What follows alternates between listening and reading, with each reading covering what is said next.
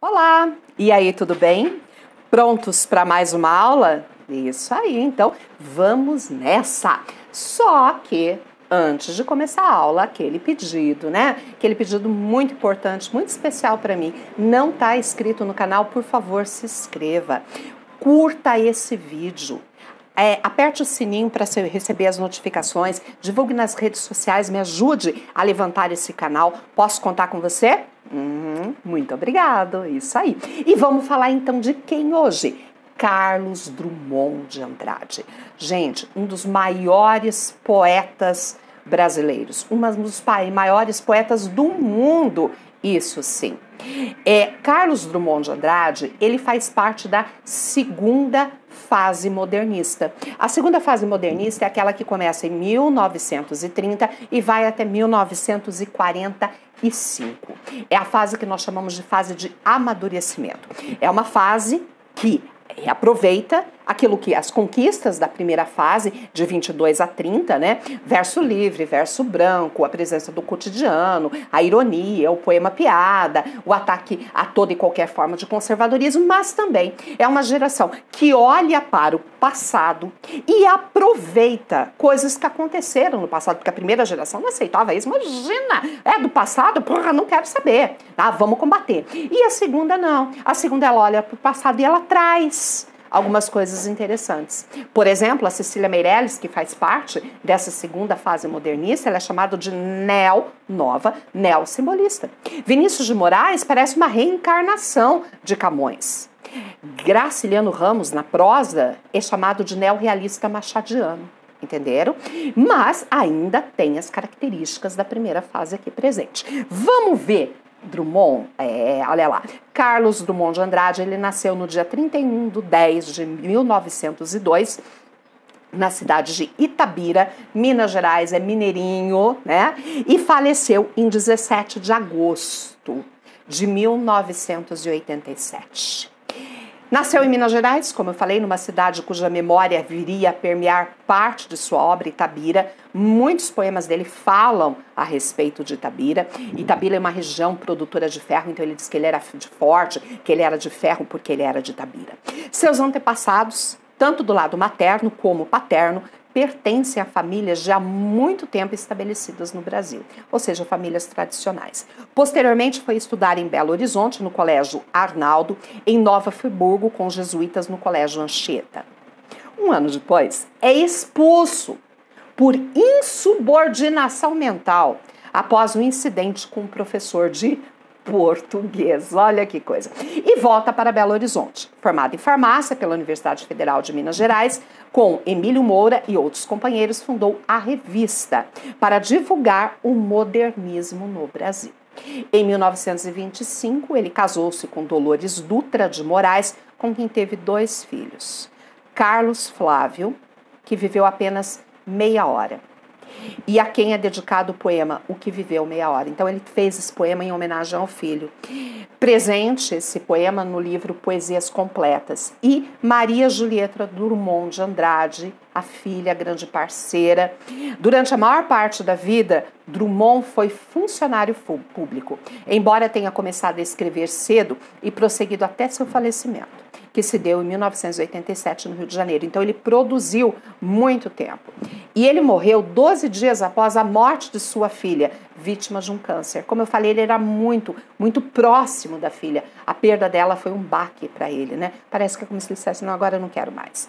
Após a morte da filha, o poeta fica desolado. Seu estado de saúde piora e ele falece aos 85 anos de problemas cardíacos. É enterrado no mesmo jazigo que Maria Julieta, no cemitério São João Batista, no Rio de Janeiro.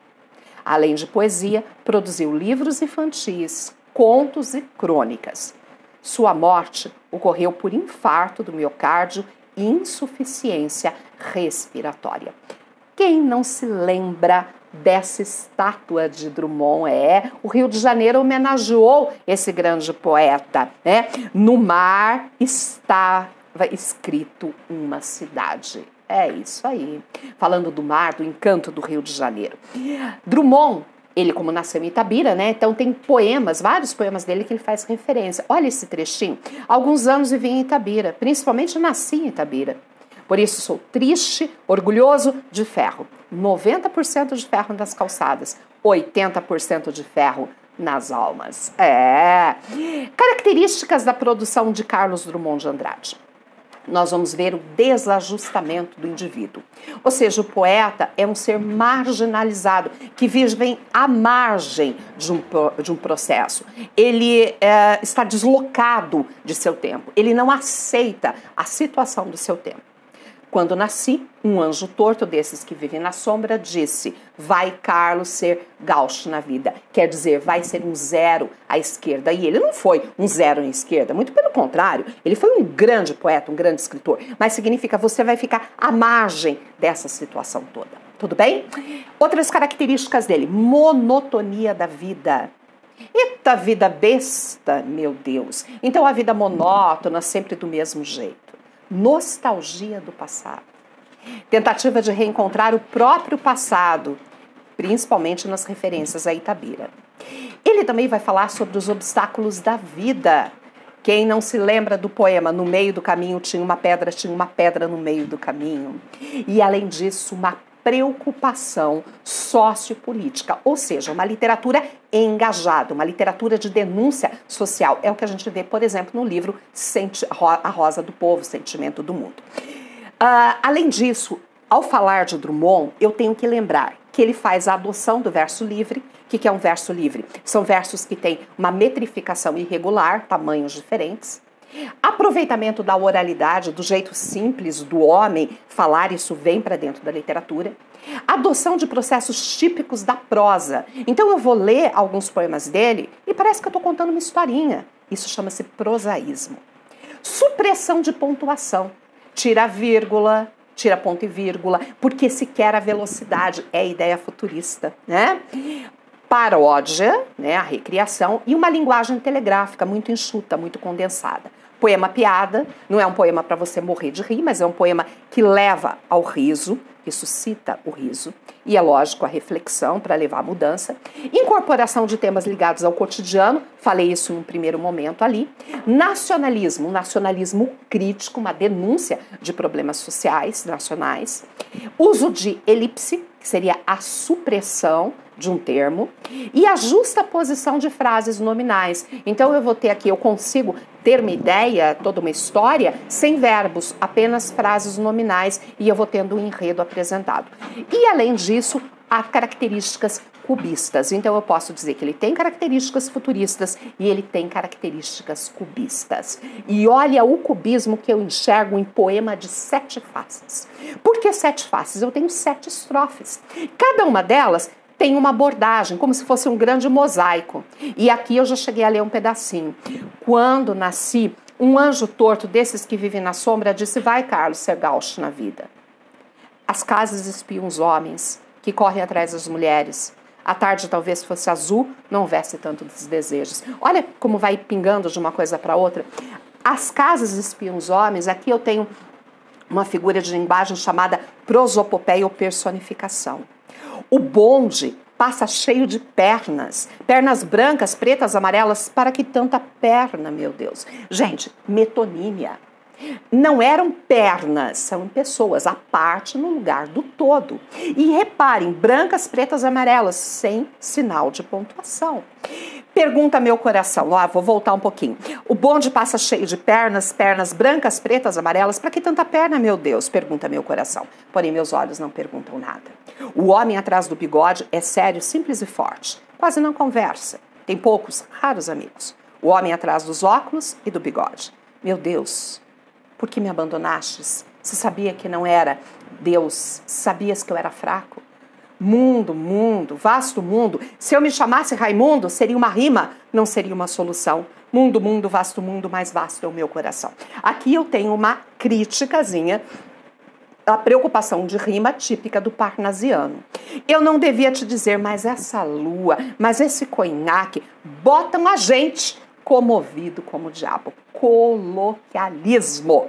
Então, ele vai montando, né, várias coisas para mostrar as 7 faces aqui. Beleza? E ele também fala da família. E aí a gente vai ver uma família simples, mas por trás uma mulher muito forte, Olha só que lindo. 3 meninos e 2 meninas, sendo uma ainda de colo. A cozinheira preta, a copeira mulata, o papagaio, o gato, o cachorro, as galinhas gordas no palmo da horta e a mulher que trata de tudo. A espreguiçadeira, a cama, a gangorra, o cigarro, o trabalho, a reza, a goiabada na sobremesa de domingo, os palitos nos dentes contentes, o gramofone rouco toda noite e a mulher que trata de tudo. Lembra daquela história das frases nominais sem verbos? É o que eu tenho aqui. E eu, ao mesmo tempo, eu não tenho verbo, mas eu consigo formar a imagem do que ele quer transmitir. Vou ler de novo. A espreguiçadeira, a cama, a gangorra, o cigarro, o trabalho, a reza, a goiabada na sobremesa de domingo e o palito nos dentes contentes, o gramofone rouco toda noite e a mulher que trata de tudo. O agiota, o leiteiro, o turco, o médico uma vez por mês, o bilhete todas as semanas branco, mas a esperança sempre verde, a mulher que trata de tudo e a felicidade. Uma vida difícil, sim, uma vida marcada por privações e também por sonhos, né? Tá lá todo mês um bilhete na loteria, quem sabe, mas a esperança tá lá. O bilhete tá branco, não saiu, mas a esperança tá verde. Olha como ele trabalha com as cores, né? Então a gente pode dizer que a poesia de Drummond, ela é visual. Né? Tem um aspecto que você consegue enxergar, ouvir e enxergar as formas, as cores, o que ele quer passar e transmitir. Meu Deus, quem não conhece? No meio do caminho. No meio do caminho tinha uma pedra no meio do caminho. Aqui tem uma inversão, uma figura de linguagem que nós chamamos de quiasmo. Vem do qui, é uma letra grega. O que quer dizer isso? O começo vai para o final vai para o começo. Então ele forma o tipo do qui, tá? Essa figura chama quiasmo, repetição. Aparece muito, tá? Uma das marcas da produção poética de Drummond é o excesso de repetição, de palavras, anáforas, de sons, a literação, a assonância e o quiasmo aqui também. No meio do caminho tinha uma pedra no meio do caminho, tinha uma pedra no meio do caminho, tinha uma pedra. Nunca me esquecerei desse acontecimento na vida das minhas retinas tão fatigadas. Nunca me esquecerei que no meio do caminho tinha uma pedra no meio do caminho tinha uma pedra. E agora vamos render aplausos para, olha que coisa linda que ele fez. Eliana, ele está falando de um obstáculo. Sim, na vida de todos nós existe um caminho, uma pedra no meio do caminho, né? A questão que a gente vai fazer com essa pedra. Mas ele não só fala isso, ele mostra, ele monta isso no poema. Lembra que tem o quiasmo aqui? Repara, 4 versos. Eu vou subir daqui, 4 versos. Nesses 4 versos iniciais e finais, ele faz o quiasmo, ele faz o jogo. No meio do caminho tinha uma pedra no meio do caminho. E no meio do poema, no meio, é onde tem os versos diferentes. Nunca me esquecerei desse acontecimento na vida de minhas retinas tão fatigadas, dos meus olhos tão cansados. Ok, lindo, não? Aí, como não falar em José? Isso mesmo, olha só. E agora, José? Denúncia social. A festa acabou, a luz apagou, o povo sumiu, a noite esfriou. E agora, José? E agora você? Você que é sem nome, que zomba dos outros, você que faz versos, que ama, protesta? E agora, José? Faz versos, tá vendo? A poesia falando da própria poesia, metalinguagem. Está sem mulher, está sem discurso, está sem carinho, já não pode beber, já não pode fumar, cuspir já não pode, a noite esfriou, o dia não veio, o bonde não veio, o riso não veio a utopia e tudo acabou e tudo fugiu. E tudo mofou, e agora, José? E agora, José? Sua doce palavra, seu instante de febre, sua agulha e jejum, sua biblioteca, sua lavra de ouro, seu terno de vidro, sua incoerência, seu ódio, e agora? Com a chave na mão, quer abrir a porta? Não existe porta. Quer morrer no mar? Mas o mar secou. Quer ir para Minas? Autobiográfico, Minas não há mais. José, e agora? Se você gritasse, se você gemesse, se você tocasse, se você a valsa vienense, se você dormisse, se você cansasse, se você morresse. Mas você não morre. Você é duro, José. Sozinho no escuro, qual bicho do mato, sem teogonia, sem parede nua para se encostar, sem cavalo preto que fuja a galope, você marcha, José. José, para onde? Então, veja, o que adianta? Você fez tanto, você lutou. E agora? Depois de tudo isso, o que te sobra, José? Depois de tantas atitudes tomadas, e agora? José. Vamos ver um próximo poema, um poema bem curtinho, poema pílula, síntese, chama-se Cota Zero. Gente, cota é uma parte que te sobra, quanto que sobrou? Zero. E ele fala, stop, a vida parou ou foi o automóvel? E aqui a gente vê a questão do futurismo, tá? Do progresso. O que aconteceu? A vida que parou? Ou foi o automóvel que acelerou tanto e fez com que tudo ficasse desse jeito, num resultado que soma e dá uma cota zero. Legal, não? E este poema é longo. É um poema narrativo e a gente percebe aqui a aproximação da poesia com a prosa. Mas é lindo esse poema. Aqui a gente já está naquela fase crítica, de denúncia, né? Não tão nostálgica, como também faz parte da produção dele. Há pouco leite no país, é preciso entregá-lo cedo. Há muita sede no país, é preciso entregá-lo cedo. Há no país uma legenda que ladrão se mata com tiro.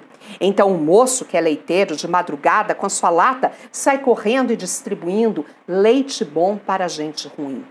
Sua lata, suas garrafas e seus sapatos de borracha vão dizendo aos homens no sono que alguém acordou cedinho e veio do último subúrbio trazer o leite mais frio e mais alvo da melhor vaca para todos criarem força na luta brava da cidade. Na mão, a garrafa branca não tem tempo de dizer as coisas que lhe atribuo. Nem o moço leiteiro Ignaro, morador da rua Namura, empregado do entreposto, com 21 anos de idade, sabe lá que seja impulso de humana compreensão. Gente, parece uma notícia de jornal, né? Ele está dando como se fosse uma notícia de jornal. E já que tem pressa, o corpo vai deixando à beira das casas apenas a mercadoria. Então é um leiteiro que acorda cedo e está lá distribuindo leite apressadamente de casa em casa. E como a porta dos fundos também escondesse gente que aspira ao pouco de leite disponível ao nosso tempo, avancemos por esse beco, peguemos o corredor, depositemos o litro, sem fazer barulho, é claro que barulho nada resolve. Meu leiteiro tão sutil, de passo maneiro e leve, antes desliza que marcha. É certo que algum rumor sempre se faz. Passo errado, vaso de flor no caminho, cão latindo por princípio ou um gato quisilento. E há sempre um senhor que acorda, resmunga e torna a dormir. Mas este acordou em pânico. Ladrões infestam o bairro. Não quis saber de mais nada. O revólver da gaveta saltou para sua mão. Ladrão se pega com tiro. Os tiros na madrugada liquidaram meu leiteiro.